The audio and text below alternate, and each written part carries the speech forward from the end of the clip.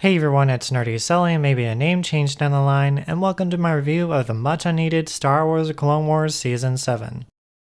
In TLDW, this season is plagued with hit or miss character arcs, attempted comedy, topic and themes already covered in previous episodes, video games and seasons, initial character stereotypes, stale tones, and predictable story and character beats.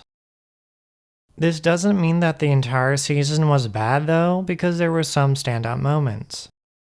If you are unfamiliar with Star Wars: The Clone Wars animated series, it follows the adventures of Jedi such as Anakin, Obi-Wan, Windu, along with many other characters including the clones for Kamino, all set between episodes 2 and 3 of the prequel trilogy.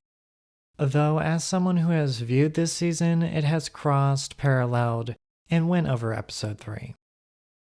This season review will include some minor spoilers per episode of the series, movies and video games, and other unrelated TV series, and I'll let you know when that happens. And now on to the rest of the review. In episode 1 of this series, it was clearly setting up the Bad Batch / Batch 99 as a new series debuting before this video airs. The Batch is reminiscent of something like Suicide Squad, but to much blander effect at the time of viewing, so hopefully this is remedied in further down the line episodes. The new Bad Batch of clones, if one remembers watching correctly, were such character stereotypes: the brute best at smashing / destroying things without much thought behind it, the clone with the glasses being the tech / nerdy / geeky guy, and the clone with the bullseye tutu marking being the sharpshooter.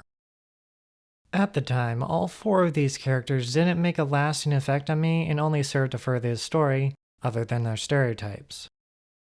With a bland tone and stereotypical characters, this episode felt like a chore to watch. Best read the Wikipedia on this one. The next episode thankfully moved on from the uninteresting and stale tone of the premiere, and they added character traits from the Bad Batch that were missing from the premiere. The action was better, there was a new sense of unease and not staleness, and some humorous character moments to the episode compared to the previous. However, I only say some, since there is a moment where Rex and Anakin are covering up for what they're doing when Obi-Wan becomes suspicious. It looks like it was set up as more comedic, but came off as awkward. An improvement over the last episode, but with some attempted comedic minuses and some predictable plot advancements. In this next episode review, it will contain mild spoilers for the episode. Then it goes back into stale, boring, and predictable due to Anakin being around, which means there was very little conflict. Other misses include Windu's uncharacteristic attempt to get droids to surrender. It was a distraction from what the other Bad Batch and Anakin were doing, but it was still uncharacteristic. There was a humorous moment with Wrecker and some uniqueness to one clone pulling off some trick shots, but everything else was stale, predictable, uninteresting, boring, with some uncharacteristic choices. The review of the start of the next arc will contain some mild spoilers for it and for the video game Star Wars Jedi Fallen Order. The start of the new arc of episodes starring Ahsoka was better than the Bad Batch ones, but it introduced some hit and miss comedy, this one being a miss, with a nutshot. Yes, from a your mom joke in The Last Jedi to a now nutshot in the Clone Wars, this is Disney's this time failed attempt to appeal to kids, as per usual. The new sisters so far do not have an interesting dynamic with each other and Ahsoka, unfortunately. And it's also obvious that none of them can be trusted at the moment. Despite Ahsoka's efforts to distance herself from the Jedi, she does end up using the Force in this episode. Former Jedi in hiding trying to distance himself from the Jedi, but end up using the Force when situations pile on themselves. Sounds like Fallen Order. Despite not being as bad as the premiere, this is not a good start to an arc, just like the premiere. Wasn't as stale and boring as the premiere, but not a good arc start. Then thankfully had a more TV-like feel, which made me want to watch more and see what was going to happen next.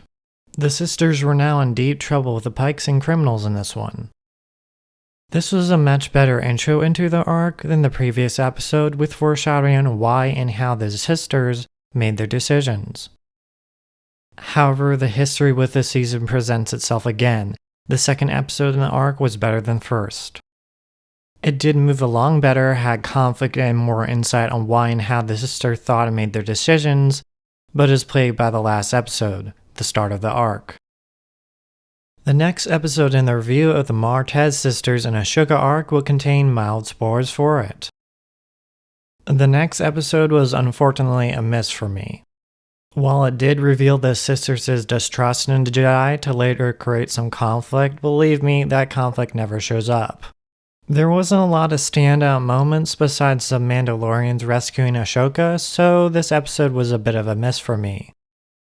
The review of the final episode in this arc will contain mild spoilers for it, along with a moment in another TV series called Tales of Arcadia, 3 Below. The concluding arc episode was a bit better, with Ashoka eventually reveals to the sisters, her being a Jedi. However, the beat about someone disliking Jedi alien's other in front of the person who is that Jedi alien's other, and then finding out that that person is that Jedi alien's other, and then not having a problem with it, i.e. alleviating the conflict, is getting a bit overplayed. So overplayed that those beats cross into other shows like Tales of Arcadia, 3 Below. Oh no, aliens. Can't stop talking about them. There are aliens in Star Wars. However, even if that beat is in the forefront of the episode, doesn't mean it was bad, just a bit overplayed. I shouldn't have to tell you that in this review of this episode that there are some mild spoilers for it, yet this moment was in the season trailer. Then the season reintroduces Ashoka to Anakin and the Jedi. However, the beats on how Ashoka feels on the Jedi and vice versa were already established in previous episodes. Nothing else such as character thoughts, interactions, and reveals was interesting or new in the story, and unfortunately that is a minus. Overall, the episode wasn't interesting and new in terms of characters and reveals and what feelings had already been established. The next episode review contains spoilers for a potential plot hole in the episode relating to a moment in Revenge of the Sith. The next episode established a time setting to the season and thankfully was an improvement over the last episode. Some reveals about what Maul would do with Kenobi and specifically Anakin if he had succeeded could have changed the canon of the original trilogy. You know what I'm talking about, hopefully, if you've seen the episode. However, I did not think the fighting and action was interesting or engaging, as a lightsaber fight could be to watch. Though there is a bit of a plot hole on how Obi-Wan knew Anakin killed Dooku when Obi-Wan was unconscious for that moment until he woke up in the elevator in Grievous' ship. The next episode review contains mild spoilers for Star Wars Episode 3 Revenge of the Sith and the probable plot hole I discussed from the previous episode. And from the previous episode, we are crossing over into the Revenge of the Sith after Obi-Wan and Anakin rescued Palpatine from Grievous, so this season is ending soon. Despite the potential canon-changing reveals from Maul to Ashoka, the rest of the episode was not interesting. This next episode intersects more with events of Revenge of the Sith and Order 66, near the end of that movie, with Ashoka aboard a ship with a bunch of clones on it. If you are familiar with Order 66 and how it is handled in the series and how they find out about it and how it relates to clones, there aren't any surprising revelations. Though it's predictable, the episode did have a good bit of tension to it. This final episode review contains mild spoilers for it and covers what characters move on under other series and movie cameos. The last episode sees Ashoka leaving the Jedi way, Rex going off his separate way, and of course Maul escaping amidst the clones overwhelming Rex and Ashoka. Again, as with the previous episode, there are no surprises here with the clones and Rex, Ashoka, and Maul going on to Rebels, Mandalorian, and also cameo in Solo. Again, predictable but not bad, but a bit of a downgrade to the previous episode. In conclusion, wow, yikes, yikes, yikes. The final season of Star Wars The Clone Wars. Just because you can doesn't mean you should, and you really shouldn't have. This season was plagued with hidden story arcs, attempted comedy, topics and themes already covered in previous episodes, video games and seasons, initial character stereotypes, stale tones, and predictable story and character beats. The only standouts were the second episode in the Martez sisters arc and a moment later in the season and what Maul would do to Anakin if he was there instead of Ahsoka. And not to mention, what a bad premiere. Not a Bad Batch premiere. Bad. I rated these episodes and my rating for that premiere was a 40 out of 100.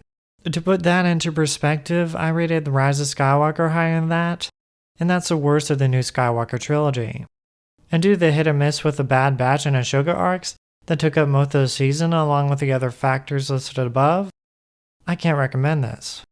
So please do yourself a favor, if you do care, read the Wikipedia on this season to save you around 6 hours of better spent time. I'm passing on Star Wars The Clone Wars Season 7 with a score of a 68 out of 100. And that is the end of my video. Next on my video to-do list that I'll drop next or on an upcoming Sunday at 2 p.m. Eastern Standard Time here is a review of Solo Opposites Season 1. Because aliens, bitch.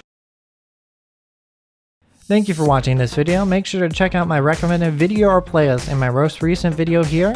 If you want to support my channel, links to my Patreon, Ko-fi, and or Streamlabs are in the description below.